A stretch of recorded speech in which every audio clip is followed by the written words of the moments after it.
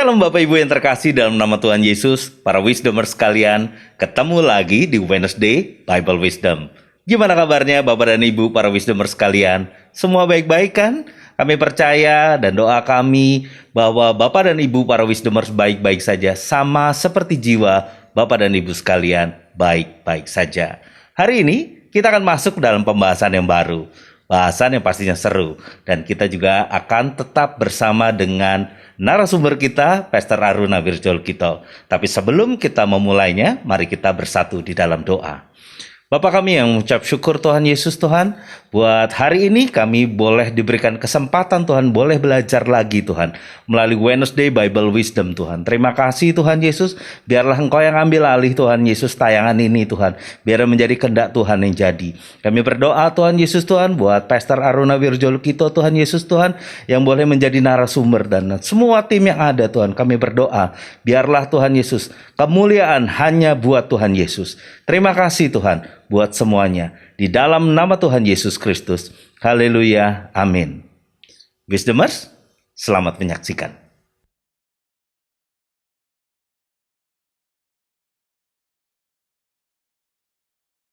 Kalau sampai nggak bisa bayar, pertanyaannya berarti kan kondite apa ya? Nama baik hancur tuh Pak Bro. Iya. Jadi Amsal 22 ayat 1 dong Pak Bro. Mau dibaca dulu nggak nih? Gitu. Baca dong Pak Bro, baca dong. Baca. Gitu. Jangan, ini layar jangan dilepas Pak Bro. Nanti kalau layar dilepas kita malah hilang lagi nanti. Amsal 22 ayat 1. 22 ayat 1 A good name, nama baik, more precious than great riches. Nama baik lebih berharga daripada kekayaan besar. Iya. Gitu ya Pak Bro ya? Iya. Jadi kalau utang bayar, integritasnya jelas nih. Utang bayar, utang nggak bayar, oh jadi hamba Tuhan utang nggak bayar, gitu. Ini nggak nyinggung siapa-siapa loh Pak Bro. Iya Pak Bro. Sesuai dengan firman, sesuai dengan firman. Punya debitur nggak? Kalau yang utang sama Pak Bro ada nggak? Iya, ada beberapa. Apa mau diputihkan atau mau di apa? Bapak Ibu, ini nggak ada hubungannya sama ABBW sebentar. Bapak Ibu, kalau Anda berhutang sama orang, datang sama orang itu, minta penyelesaian. Apakah diperpanjang, dicicil, karena ingat ya, Pak Bro harus ingat gitu. Utang itu ada spiritnya Pak Bro. Iya. Barang siapa berutang jadi budak. Tuhan pengen kita merdeka Pak Bro. Begitu kau berhutang, kau jadi budak. Dan ingat baik-baik, budak kau berdoa. Makanya saya tuh seumur hidup Pak Bro gak pernah pengen punya utang gitu sama orang. Itu prinsip nomor 1. Tidak berhutang. Dipinjemin yang macam-macam. Pinjaman tanpa agunan. Tidak. Kalau memang tidak punya uang, jangan beli barang gaya-gaya. Iya. Udah. Yang penting itu uang tuh bisa beli yang namanya nasi megono. Asik. Itu kapan-kapan kita nanti bahas itu nasi megono Pak Bro. Kita ngomongnya gudeg terus soalnya. Nama baik kondite akan jatuh. Betul gak Pak Bro? Iya. Nah, kalau nama baik jatuh, ini yang tadi Pak Bro tanya sama saya. Nih, ini bahaya. Nomor 1, ini satu lagi. Nilai US dollar akan jatuh. Pak Bro, ini yang tadi saya maksud.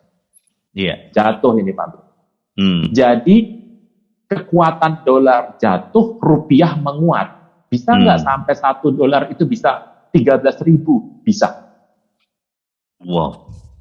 Jadi apalagi ditambah lagi sekarang Asia itu lebih suka kalau pertukaran itu business to business.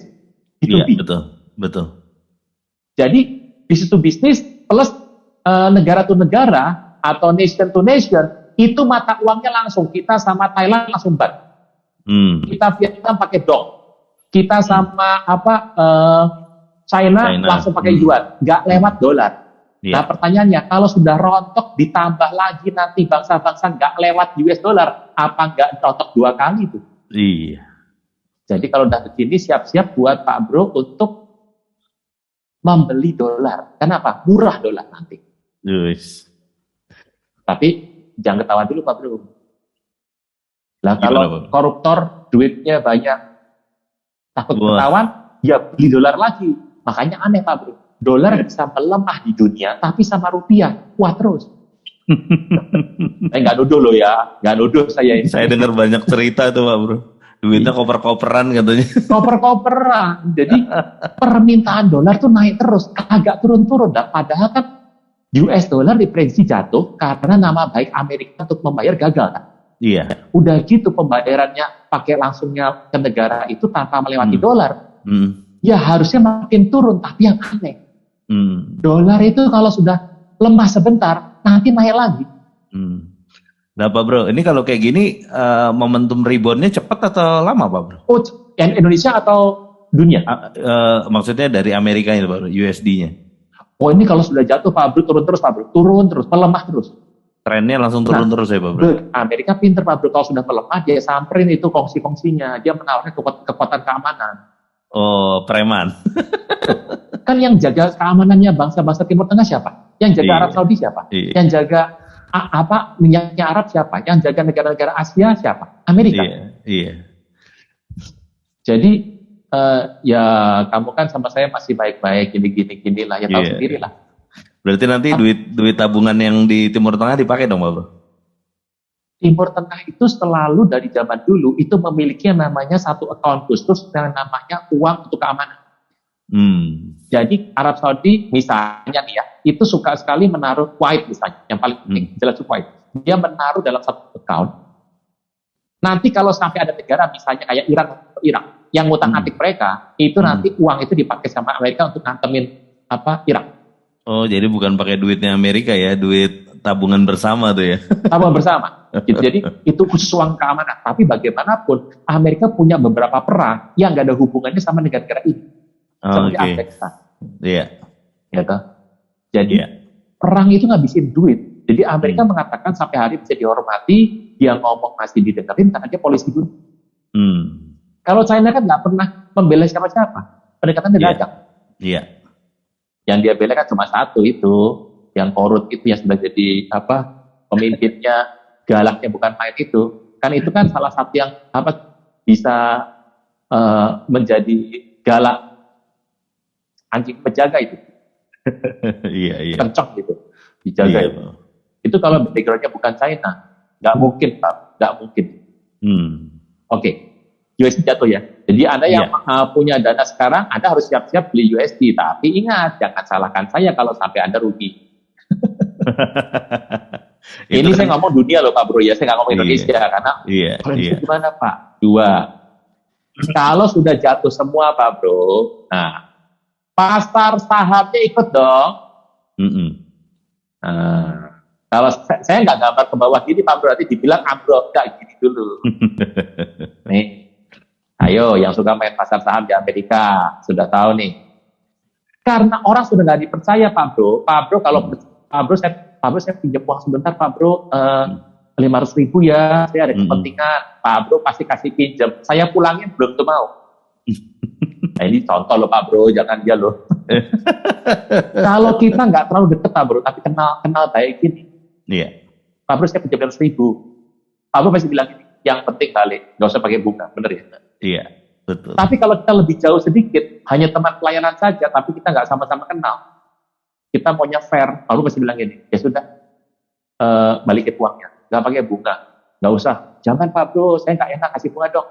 Ya sudah 1% dah, kan gitu lah Pak Bro ya. Pak Bro berasangka. Semakin Pak Bro melihat nama baik saya bagus, Pak Bro berani untuk bunganya kecil. Bahkan nggak pakai bunga, bahkan nggak usah balik. Iya. Tapi semakin Pak Bro nggak percaya sama orang itu, apa yang terjadi? Pak Bro mengenakan bunga lebih mahal. Iya dong. Iya. Akibatnya kalau Amerika nggak dipercaya, muncul yang namanya high cost economic.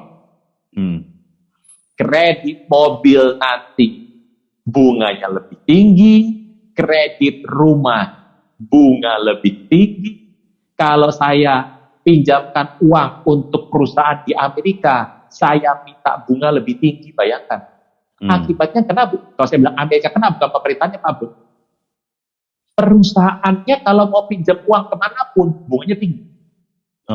Rakyatnya mau beli mobil, bunganya tinggi. Begitu pengaruhnya ya Pak Bro? Iya, bunganya tinggi. Hati-hati. Dampaknya sebangsa itu Pak Bro? Oh sebangsa semua. Jadi Pak Bro, kalau bangsa ini keamanannya kuat, saya ngomong Indonesia sekarang Pak Bro ya. Iya. Semua kriminal ditumpas habis. Koruptor dibabat habis. Narkoba hancurkan habis. Pemerintahnya tidak korup sama sekali. Omongan bisa dipercaya. Partai semuanya mendukung pemerintahan yang sah. Kemudian Pancasila. Pak Bro, biaya hidup itu murah banget.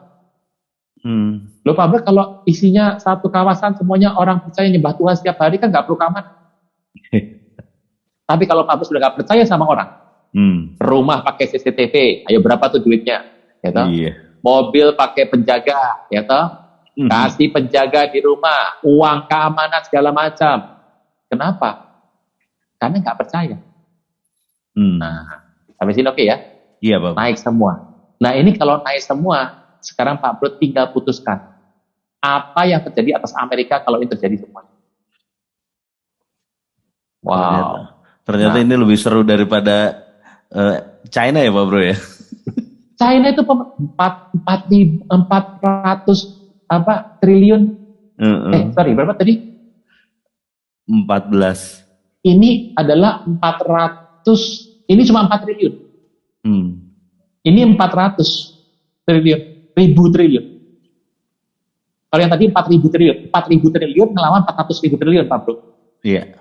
Yang Evergrande itu pemerintah tutup mata, Pak Bro. Itu ditutup seketika pakai duitnya China. Beres, Pak Bro. Tinggal di take over dananya diambil pemerintah, sahamnya masuk. Beres kan? Oh, ya pengusaha besar. Yang penting pengusahanya sama presidensi nurut. Tadi kita harus tahu bahwa beberapa kali China mulai akan mengkasih keras orang-orang yang punya hubungan sama Amerika. Iya. Pak Bro harus ingat, seorang artis terkenal di China dikejar soal pajaknya triliunan, Pak Bro. Oh iya. Sampai nyerah. Fan Bingbing, pasti Pak Bro pernah dengar nama terkenal. Itu artis nomor 1, model nomor 1 dikejar.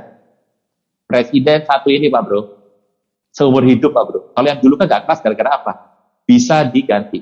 Kalau yang sekarang seumur hidup, kaisar seumur hidup. Ini loh ceritanya Pak Bro. Dan karena Amerika itu raksasa besar, kalau tumbang, airnya nyipratnya gede. Iya betul. Nah, nyipratnya kemana-mana. Makanya saya percaya banget. Kira-kira apa yang terjadi? Saya bukan tokoh yang bisa menafsir dan memprediksi. Yang pertama adalah negara-negara sekutu Amerika akan memberikan bantuan. Kedua, tentu ini ada skenario berikutnya, Pak. Apa jangan-jangan ini Amerika akan ditunggang balikan secara ekonomi? Tapi ini memang lebih panjang nih, Pak Bro. Sangat lebih jauh, sangat masih terlalu heboh lah pemikirannya. Iya, kalau dari kalau dari track record history kan kayaknya nggak sampai gitu ya Pak Bro. Tidak pernah terjadi ya Pak Bro. Yang saya takutkan begini, waktu Amerika sakit, terjebak gitu ya. Ya dia pulih gampang, dia tuh nomor 1 dunia yang dukung banyak Pak Bro. Tapi tsunami-nya itu bakal lama. Loh, utang ini sebenarnya kalau sampai gagal bayar Pak Bro. Amerika untuk dapat kepercayaan lagi gampang. Cetak uang, jual obligasi lagi, tinggal diteken sama Senat kok. Tapi kan dampak itu nggak bisa setahun 2 tahun kelar, Pak. Betul Pak Bro. Nah ini yang saya harus kasih highlight ini, gambar ini. Silahkan nanti dipertimbangkan. Nah yang menarik adalah kita harus tahu ini adanya di 2021. Masalahnya sudah ada dari 2017 zaman Trump naik 8 triliun. Ini sudah warisannya dari sebetulnya zaman Obama. Nah, Biden sebetulnya cuma tinggal terima limpahan aja, limpahan. Tapi ini sebetulnya menjadi sebuah nilai plus bagi Trump untuk mengambil bagian kakinya nginjek di satu batu lagi di pemerintahan Joe Biden. Dia pernah berkata loh, saya akan kembali. I'll be back ya Pak Bro. Ya, I shall come back itu terserah mau anak yang balik nanti atau dia. Iya, yang penting ada Trumpnya. Ini adalah peristiwa yang mengerikan. Kenapa? Karena ini baru pertama, Pak Bro. Kalau ini sudah 5 kali sih, kita tahu caranya atasi lah. Pak Bro, kita harus bersyukur dong, Pak Bro. Menteri Keuangannya jago banget. Yes. Sudah perempuan, maka ketua Fed Yahudi pula. Udahlah, percaya dikit lah. Nah, seperti ini tontonan menarik, Pak Bro. Tontonan yang sangat menarik. Kita matikan dulu ya, Pak Bro. Nanti teruskan. Nanti menarik ini. Oke? Iya. Iya. Gitu. Lalah Pak Bro, kok terjadinya di tahun Sabat? Iya. Nah, saya cuman gini Pak Bro. Kayaknya Amerika kan mengalami pola yang terus sama Pak Bro. Iya. Karena ini adalah cash cow-nya para elit bukan Pak Bro? Iya, betul. Betul. Semuanya ngambil uang dari sini. Iya. Diambil semua. Semuanya Dan masalah Amerika punya utang terbesar di muka bumi, itu bukan rahasia lagi. Iya. Sejak zaman waktu saya masih remaja juga sudah begitu. Tapi masalahnya banyak orang tidak tahu loh Pak Bro. Selama tidak dibongkar. Nah, Zaman itu. sekarang kan susah menahan media. Betul, Gitu. betul. Kalau sudah ada berita pembongkaran, tutupi lagi tuduhan hoax kan gitu. Pengalian isu dulu Pak Bro. Pengalian Iya. isu ini membuat orang kemudian terpecah, distraksi. Nah, Alkitab sudah berkata bahwa kelak akan ada satu negara bernama Babel yang Iya. akan rontok dalam seketika. Siapa negara ini?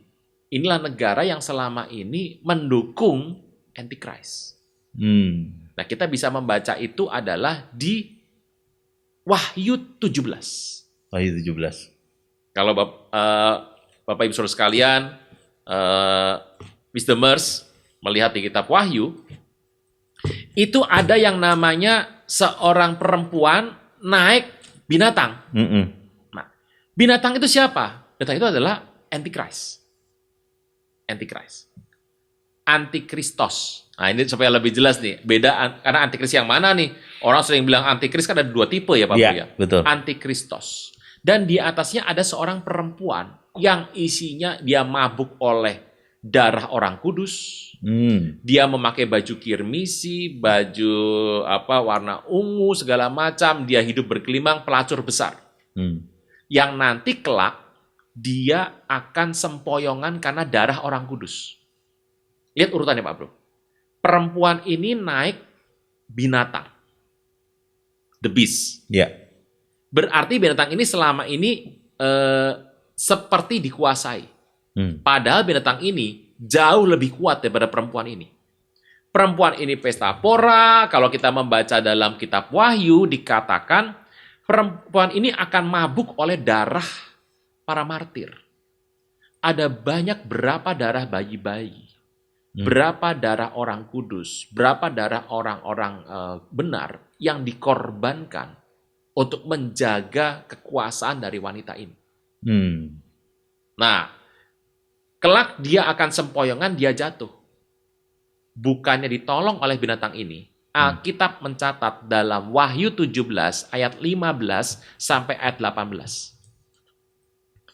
Ayat 15 dikatakan, Wahyu 17 ayat 15, semua air yang telah kau lihat di mana wanita pelacur itu duduk adalah bangsa-bangsa dan rakyat banyak dan kaum dan bahasa. Ke-10 tanduk yang telah kau lihat itu serta binatang itu akan membenci pelacur dan mereka akan membuat dia sunyi, telanjang dan mereka akan makan dagingnya dan membakarnya dengan api. Ini perempuan yang tadi sepertinya menguasai, yang menahan. Ya. Pak Bro masih ingat nggak cerita bahwa sekarang masih ada yang menahan sehingga antikris manusia durhaka itu nggak bisa muncul. Iya. Tetapi kelak apabila yang menahan telah disingkirkan, banyak yang mengatakan bahwa itu gereja. Jadi kalau gereja sudah di rapture, nanti baru antikris muncul. Tetapi yang menjadi unik adalah kata disingkirkan itu Pak Bro. Gimana Pak Bro? Gereja itu kan dinikahi, dijemput, diangkat, diselamatkan dari kehadiran dosa. Kok pakai kata disingkirkan? Kata disingkirkan menggunakan kata ginomai yang artinya sedikit ada kekerasannya. Dipaksa gitu Pak? Iya. Jadi dulu memang ada orang berkata bahwa apabila yang menahan antikris ini telah disingkirkan, barulah dia akan menyatakan dirinya. Ayat ini dipakai, kata disingkirkan itu adalah gereja. Jadi kalau gereja sudah diangkat, dinikahi, dijemput, dilindungi, diselamatkan dari kehadiran dosa, Ya. level 3 dari keselamatan. Mm-mm. Kita harus buka lagi mengenai check up keselamatan dan Iya. baptisan waktu itu Di ya, awal-awal, di awal Februari. tahun. Ya. Februari. Berarti gerejanya sudah diangkat, baru dia muncul. Tadinya juga itu masuk akal. Sampai kita harus memperhatikan sekarang perkata Pak Bro, kata ginomai. Ginomai. Ginomai itu sedikit tanda kutip ada paksaannya. Hmm. Kalau itu dikaitkan dengan Wahyu 17, jauh lebih pas bahwa yang menahan selama ini adalah perempuan pelacur itu. Kalau perempuan pelacur ini sudah mabuk, makanya Wahyu 6 dikatakan, sampai berapa lama lagi yang Maha Kuasa engkau akan membiarkan kami menunggu pembalasan terhadap darah kami. Ya. Dikatakan dalam Wahyu ke-6 adalah sampai genap jumlah saudara-saudaramu yang akan menjadi martir. Jadi ini yang membuat nanti mabuk. Terlalu begitu banyak cawan darah orang-orang benar ini membuat si wanita akan tumbang. Begitu dia jatuh bukan ditolong sama yang namanya binatang.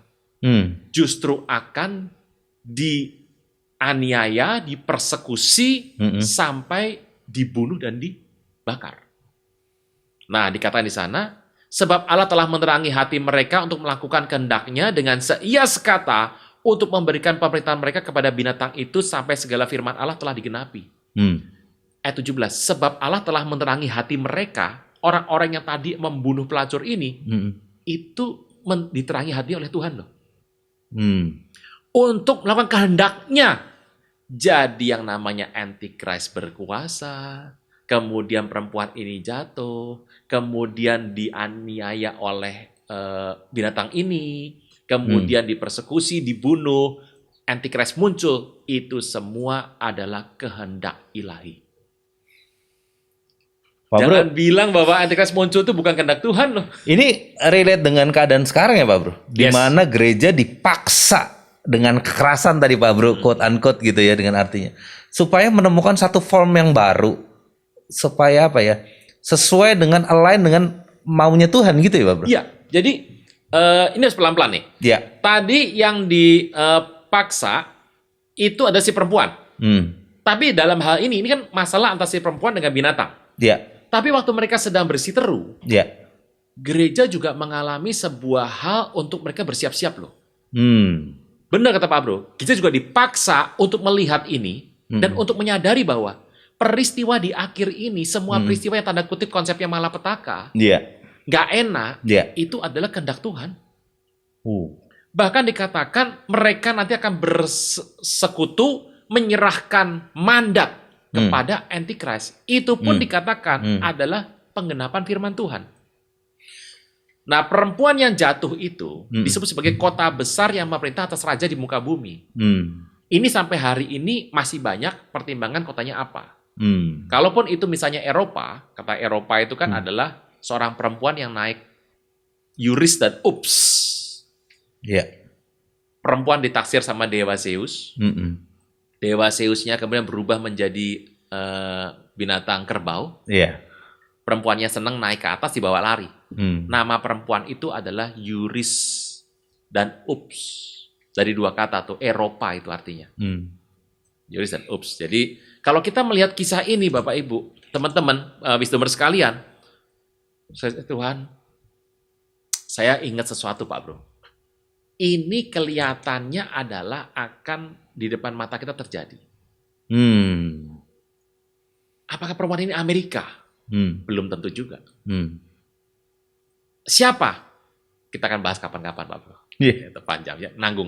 Bola tanggung selalu jadi bagian kita. Iya. Gitu. Nah, Pak Bro, saya tuh kemarin baru baca Yesaya 43 ayat 21, Pak Bro. Yesaya 43:21 ya. Umat yang telah kubentuk bagiku akan memberitakan kemasyuranku. Kubentuk itu ketika ini mohon dikoreksi Pak Bro. Bahasanya katanya aslinya yautar. Ya. Yotar ya. Nah, itu bahasa rootnya lagi tuh waktu pembentukan itu ada yang namanya di stretch sama di press begitu jangan lupa. Jadi artinya kalau tadi kembali lagi ke Pak Bro tadi, tentang Tuhan mengizinkan ini semua, memang kita tuh harus dibentuk sedemikian rupa kayak bejana itu ya Pak Bro, sehingga akhirnya bisa memasyurkan nama Tuhan melalui itu semua. Itu bicara mengenai Israel. Israel dibentuk oleh Tuhan, nggak mau kan? Iya, iya. Karena nggak mau, pindah kemana? Gereja. Jadi jangan bilang kalau ini peristiwa ini, gereja nggak dapat pembentukan. Peristiwa hari ini, kita harus adaptif dengan situasi. Saya sering bicara Pak Bro bahwa online yang hari ini dibuat oleh Rumah Tuhan, itu bukan the real online.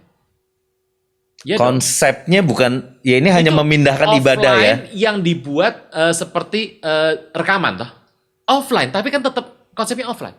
Iya betul. Zaman dulu juga sudah ada yang namanya taping, kemudian ditayangkan sudah ada kok. Iya. Tetapi kan sebenarnya kalau kita bilang, kalau kita berani bilang online, kita sudah nggak punya batasan jemaat loh Pak Bro. Berarti denominasi segala macam sudah luntur pelan-pelan. Pertanyaannya, kalau Pak Bro sekarang melayani jemaatnya siapa? Iya, kadang sih kalau kita ngomong orang nonton gereja ini, saya bukan di situ, tapi kebetulan nonton di situ gitu kan. Tapi jempolnya sama telunjuknya ke sana. Iya. Terus kalau butuh pelayanan, apa kita mau tanya dulu? Anda dari mana? Kalau warna Anda nggak sama-sama saya nggak mau melayani Anda. Mau begitu kan nggak bisa. Iya. Waktu kita berani-berani online, Pak Bro kan tahu di WBW dan di SCG, saya nggak pernah akan bertanya dengan intens untuk mengklasifikasi ya. Betul. Anda berasal dari gereja mana kan gitu? Nggak pernah. Semua welcome. Welcome. Jadi hanya karena masalah administrasi pasti ada kop-kop suratnya pasti. Tapi bukan berarti itu menjadi penghalang. Nah ini menarik Pak Bro. Amerika ini akan berapa lama bertahan? Kalau ini jatuh, siapa penggantinya? Ya tetap Amerika mungkin, tapi dengan warna atau nuansa yang sudah berbeda. Nah Pak Bro, yang menarik adalah yang sering orang tunggu-tunggu. Kenapa ini terjadinya kok tahunnya 2021, 2022, yang tahun Yahudinya 5782. Iya. Ini sebetulnya sudah dibahas di channel sebelah, 2 seri. Boleh kasih penjelasan lagi Pak Bro? Oke. Iya kan? Jadi begini, 2006 itu saya pernah membawakan mengenai tahun Yahudi, tahun Ibrani itu pertama kali tahun 2006. Namanya masih Samek Val. Iya.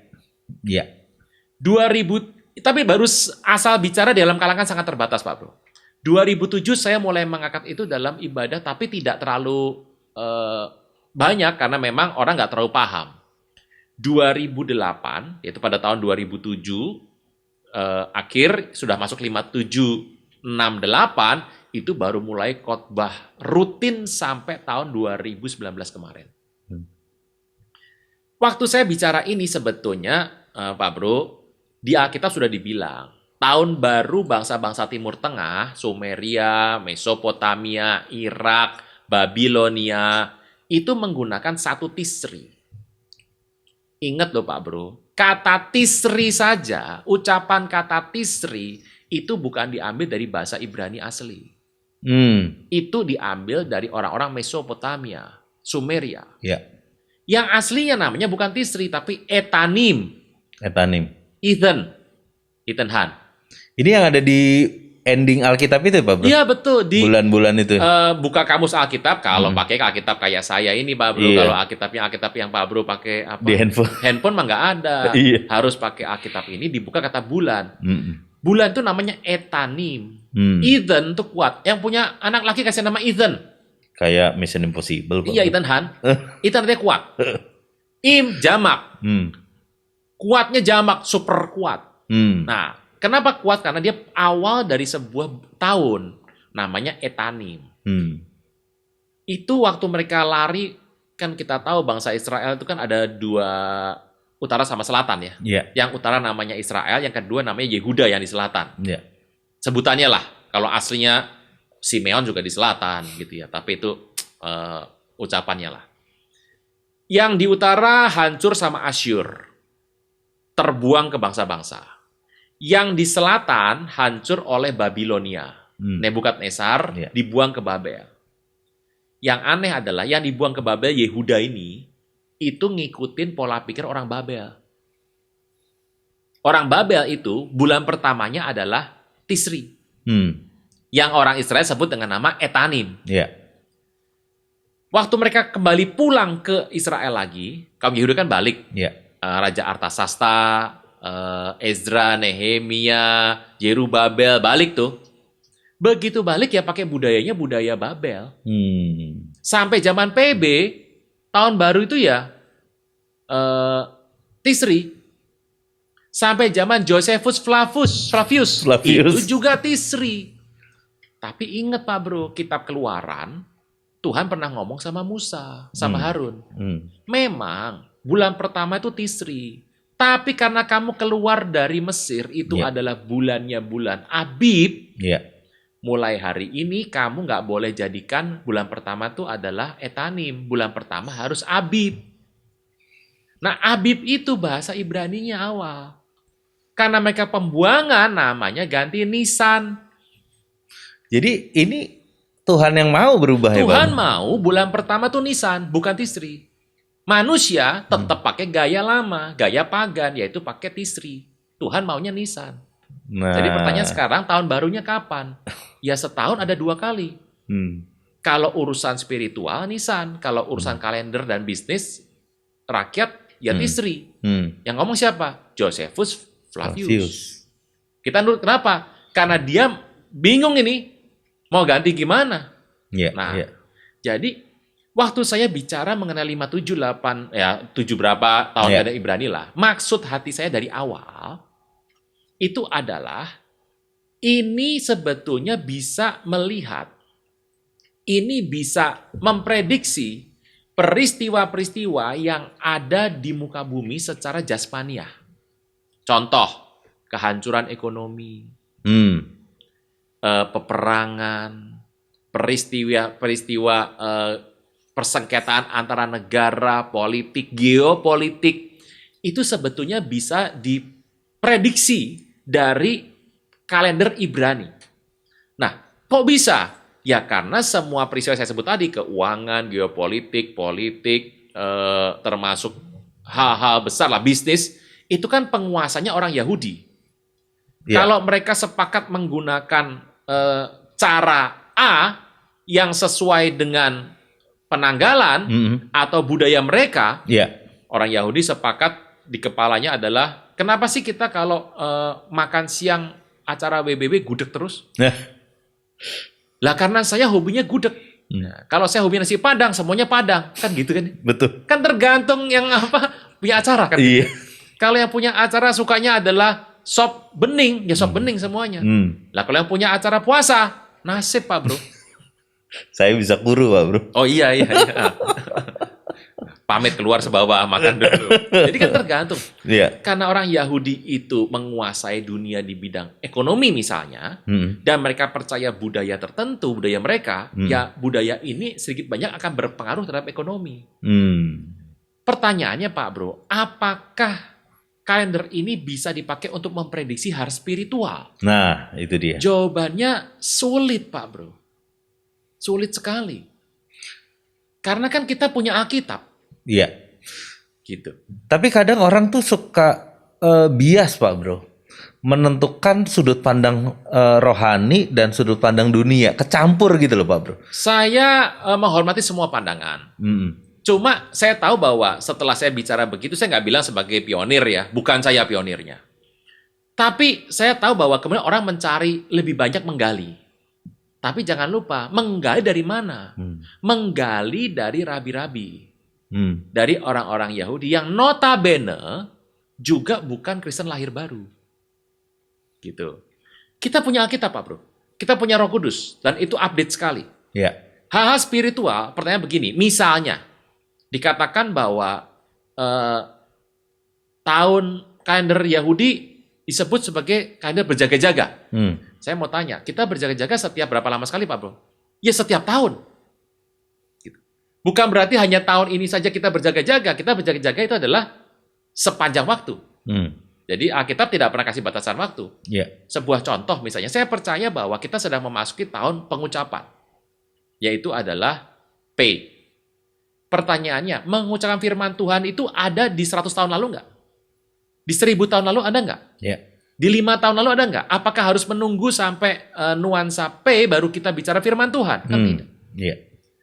Pak, kalau saya orang desa, Pak, aduh boro-boro, Pak, hidup mau belajar firman Tuhan, Pak, bahasa Indonesia aja terpatah-patah, Iya. apalagi bahasa Ibrani. Berarti saya nggak bisa mengikuti spiritualitas yang murni dong. Tidak. Jadi firman ini sudah menjadi general dan bisa diterima oleh semua orang. Tapi kalau kita ingin melihat tanda kutip prediksi lah, dan manusia kan senang sekali prediksi, Pak Bro. Iya. Sangat Iya. hobi Iya. prediksi. Mau jasmani, spiritual, prediksi itu adalah kesukaan. Iya. Makanya kalau hamba Tuhan bisa berkata bahwa I know what you did last summer. Asik. Itu rame itu Pak Bro, Iya, iya. rame. Iya. Bahkan Pak Bro pernah dengar nggak bahwa bedakan sorga itu memberi informasi sama sorga kasih perintah.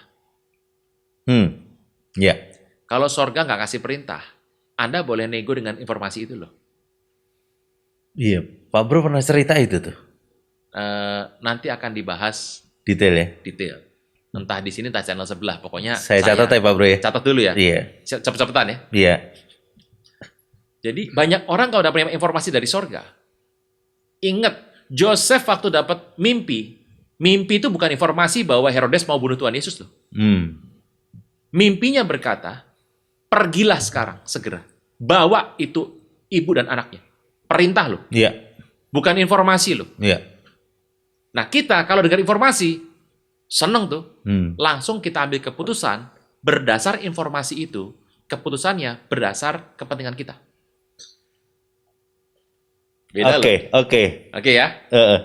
Informasi terus akhirnya. Contoh. Iya. Iya. Nabi Agabus Hah? ke rumah Filipus, Iya. ketemu Paulus. Iya. Dia tarik itu belt sabuknya Paulus, dia ikat tangannya dan bilang gini, yang punya sabuk ini akan dibawa ke Yerusalem, disiksa kayak gini. Dia bahkan nggak kenal tuh Paulus siapa namanya. Dia cuma mampir, ngambil, kayak ada orang datang masuk ruangan ini, ngambil sabuknya Pak Bro, terus diikat tangannya. Yang punya sabuk ini, gitu, nanti siang nggak makan. Itu informasi tuh. Iya. Perintah, bukan. Paulus bilang apa? Dia nggak enteng. Dia anggap enteng. Dia bilang gini, mau disiksa, mati juga oke. Paulus itu Pak Bro. Lah, Anda sekarang mau maki Paulus gitu. Mengatakan bahwa dia kurang rohani. Iya. Orang iya. dia punya WA group isinya malaikat semua. Pak Bro cerita di channel sebelah tuh. Kan dia admin ya. Dia dengerin. Dia bisa. Iya. Dia ketemu malaikat biasa Pak Bro. Iya. Tuhan datang nggak pernah heboh. Coba zaman sekarang. Langsung di medsos bikin pengumuman. tuh. Wih. Tadi malam. Cie. Saya bertemu dengan malaikat. Jangan-jangan tuh malaikat cuma kasih perintah sama si A. Lalu si A nyebar berita di medsos. Buat apa sebetulnya? Itu padahal kelasnya belum debu emas ya Pak Bro ya? Belum debu emas. Belum Tahu debu aja. emas. Pak Bro, ada banyak informasi sorga yang sebetulnya untuk privat. Tapi karena kita seneng, kita cerita di sosial, medsos. Tujuannya adalah supaya ya saya nggak berani tuduh Pak Bro, terbersit. Saya ini orang pilihan loh. Tuhan dekat loh sama saya. Pak Bro, saya belum pernah melihat sampai hari ini Pak Bro kirim saya foto, kita foto berdua. Cuma satu kali. Waktu kita belum dekat. Pak Aruna, kita foto berdua, Pak Bro kirim saya fotonya. Iya. Setelah WBW, pernahkah kita foto berdua lagi? Saya tuh kalau ketemu orang yang lagi salaman sama pejabat ya, Iya. kelihatan pejabatnya nggak kenal siapa namanya. Iya.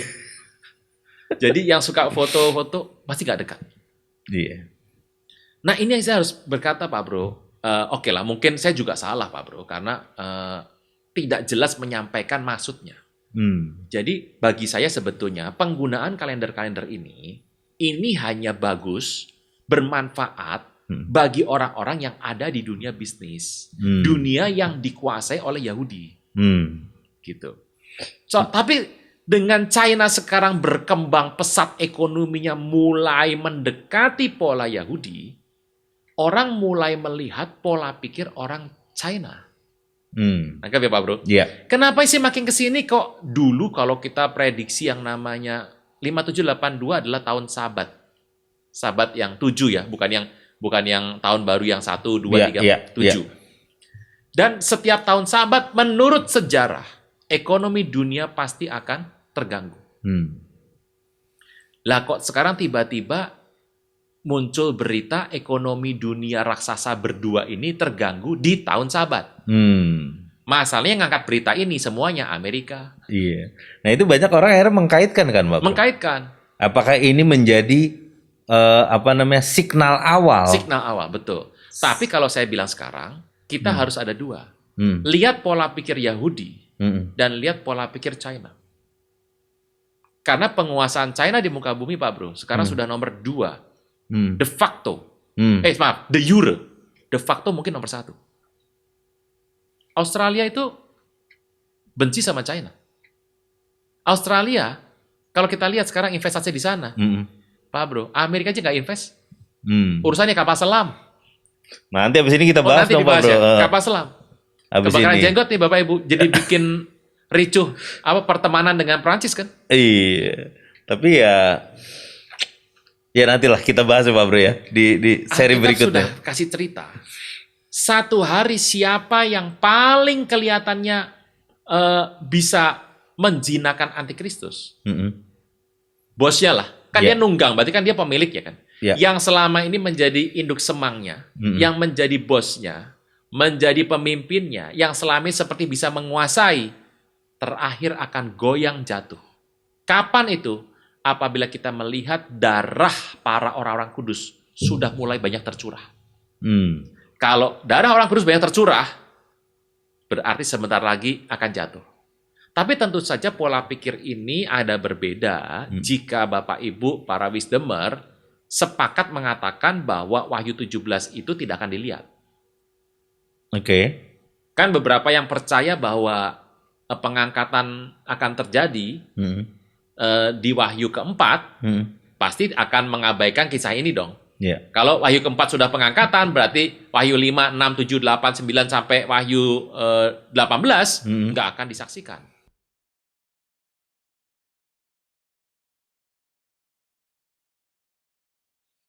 Saudara-saudariku yang terkasih, hanya Yesus yang sanggup melepaskan Anda dari segala kesalahan dan dosa. Selalu ada waktu bagi Dia, tetapi tidak selalu ada waktu bagi Anda. Mari ucapkan doa berikut dengan yakin. Tuhan Yesus, ampuni segala kesalahanku dan segala dosaku. Saat ini, dengan sadar dan rela, aku mengundang Engkau sebagai Tuhan, Raja, dan Juru Selamat hidupku. Terima kasih Tuhan Yesus untuk namaku telah dicatat di dalam kitab kehidupan. Amin.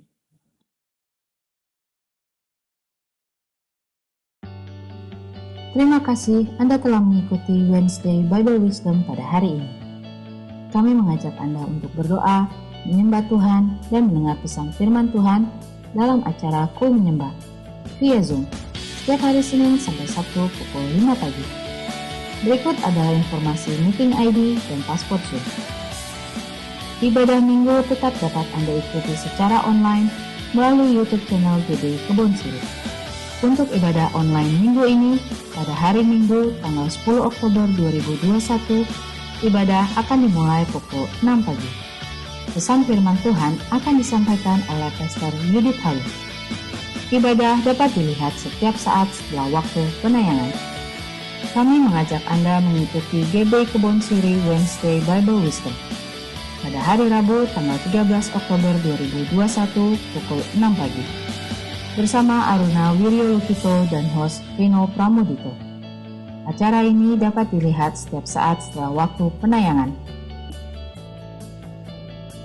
Persembahan umum, syukur, dan persepuluhan dapat Anda berikan melalui QR Code berikut ini. Scan QR Code yang tertera di layar, dan langkah selanjutnya dapat mengikuti proses yang tertera di aplikasi e-payment Anda. Persembahan melalui QR Code tidak dipungut biaya apapun.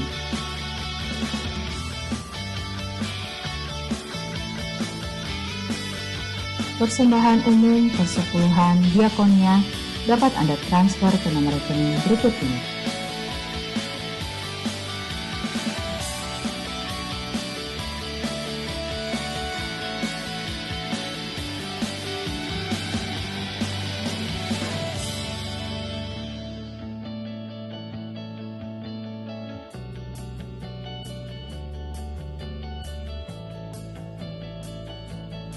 Yang Empro GB Kebon Siri kembali mengadakan acara Live Inspiration pada hari Selasa tanggal 12 Oktober 2021 pukul 7:30 malam. Via Zoom, kami mengajak rekan-rekan muda, mahasiswa, profesional muda, pengusaha muda, dan yang berjiwa muda untuk hadir bersama dalam acara ini. Dapatkan inspirasi kehidupan yang akan memberkati hidup kita.